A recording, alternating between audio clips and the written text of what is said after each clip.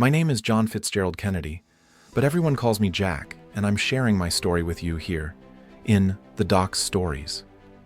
Through this account, I hope you come to understand not only the events of my life, but also the passion and kindness that guided every decision I made. My story is that of a man who wanted to serve his country with integrity, who believed in youth, in peace, and in a world where everyone has a chance to rise. I invite you to join me on this journey to discover together what shaped the man I became.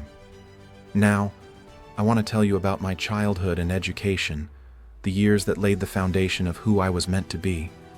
I am the eldest son of Joseph Kennedy, an ambitious and patriotic businessman, and Rose Fitzgerald, whose wisdom and kindness deeply influenced my life. My parents always encouraged my brothers and me to aim high, to push ourselves, but most importantly, to remain humble and compassionate. I was born on May 29, 1917, in Brookline, Massachusetts, into a family that deeply believed in public service and responsibility toward others.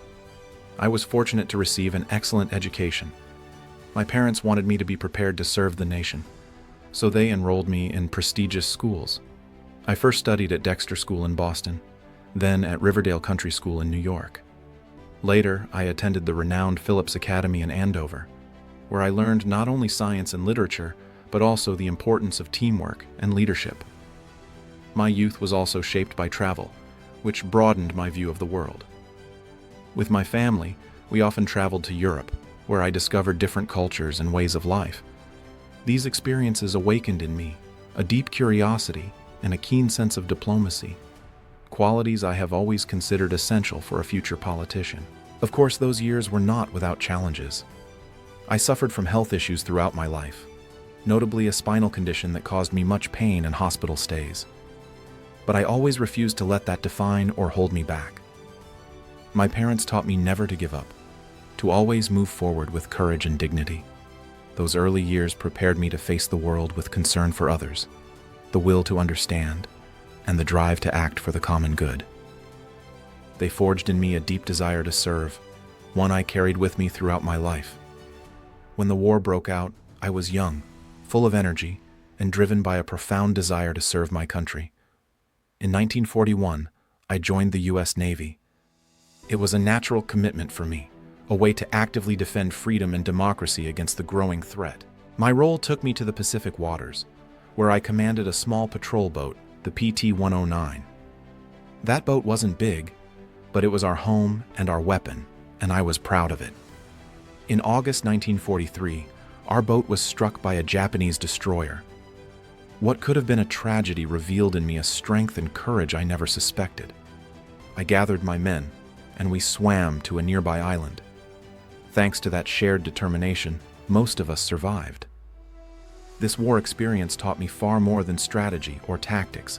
It taught me the meaning of sacrifice, the value of every human life, and the importance of never abandoning your comrades in adversity.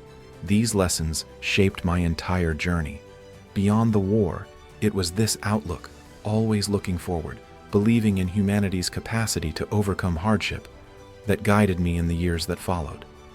My mission was clear: to return, to serve, and to help build a world where peace and justice would be stronger. After the war, I entered political life with a clear ambition: to give voice to those who believe in a better future. My father, who had always encouraged my aspirations, set an example of unwavering commitment to serving the people. So I decided, in turn, to follow that path. In 1946, I was elected to the Massachusetts House of Representatives. It was my first real step into the world of politics, a complex sphere where you must learn to listen, debate, and above all, stay true to your convictions. Those years were a school of humility and patience. I learned that change does not come from a magic wand, but through constant and sincere work. In 1952, I won a seat in the United States Senate. This was an important moment in my career because the Senate is an arena where decisions are made that affect every American citizen. There, I championed causes close to my heart, such as education, peace, and the fight against injustice. My path led me to run for the presidency in 1960. It was a tough race, full of challenges and obstacles, But what I wanted most was to bring a fresh breeze to my country, to encourage young generations to get involved, and to show that America could be an example of progress and solidarity. When the results came in and I learned that I had been elected President of the United States, overwhelming emotion filled me. It was not just a personal victory, but a promise kept to all who believe in a future of justice and peace. I was determined to carry this mandate with all my heart, fully aware of the immense responsibility that awaited me. My presidency was a demanding journey filled with great moments, but also heavy responsibilities. In April 1961, shortly after my inauguration, the world faced the failure of the Bay of Pigs, a poorly prepared attempt to overthrow the communist regime in Cuba. This setback taught me an essential lesson. The presidency requires not only courage, but also great caution in decision-making. A few months later, in October 1962, the Cuban Missile Crisis marked a decisive turning point. When the Soviet Union deployed nuclear missiles within striking distance of the United States, the threat felt immediate. During those tense hours, I chose the path of dialogue and negotiation, convinced that nuclear war would be a catastrophe for all humanity. Through a mix of firmness and diplomacy, we managed to defuse the crisis, narrowly avoiding a global conflict. At the same time, I wanted America to lead the way in the fight for civil rights. Every man and woman, regardless of their skin color, deserves respect and equality. This struggle was not easy and faced much opposition, but it was a fight for justice, and I stood alongside those seeking to break the chains of discrimination. Finally, I launched what many called the New Frontier, an ambitious program to encourage space exploration, improve education, and strengthen social security.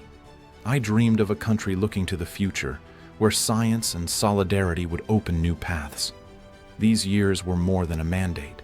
They were a mission, carried by a deep confidence in the ability of men and women to build a better world day by day. Now, I must speak about the moment that shook not only my life, but the entire nation. My assassination on November 22, 1963 in Dallas, Texas. As I was riding in a car through an enthusiastic crowd, I was the victim of an attack that ended my life. This incident deeply affected the country, causing shockwaves and a period of national mourning. But beyond the pain, it reminded everyone of the importance of the role we play in history and the sometimes unexpected fragility of the time we have to act.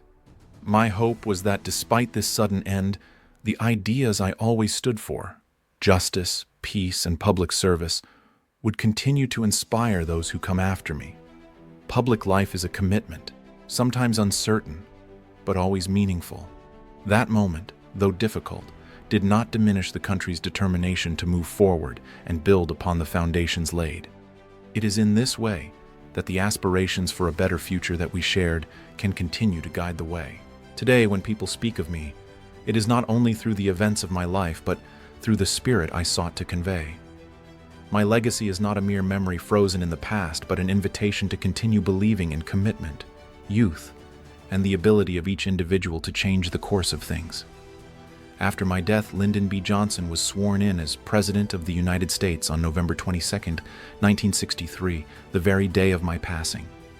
He faced the heavy task of taking up the mantle during a time of uncertainty, continuing some of the major initiatives I had launched, notably in the fight for civil rights. I remained convinced that true leaders are those who place themselves at the service of others, who encourage hope rather than fear, and who dare to dream of a fairer world. I carried this ideal throughout my life, sometimes with doubts, but always with the certainty that it is worth it. My time as president inspired generations to engage, defend their values, and never lose sight of the collective responsibility we have towards our country and the world. Whether through space exploration, advances in civil rights, or the message of international unity, I wanted America to lead not by force, but by courage and dignity. The memory preserved of me is that of a man who tried, with his strengths and weaknesses, to make a difference. What I hope is that everyone can see in this story a source of encouragement to pursue their own fights with the same kindness and determination. Because as much as history shaped me, it is all of us together who make history day by day. If you appreciated my story, like and subscribe to the Doc's Stories to discover more historical figures.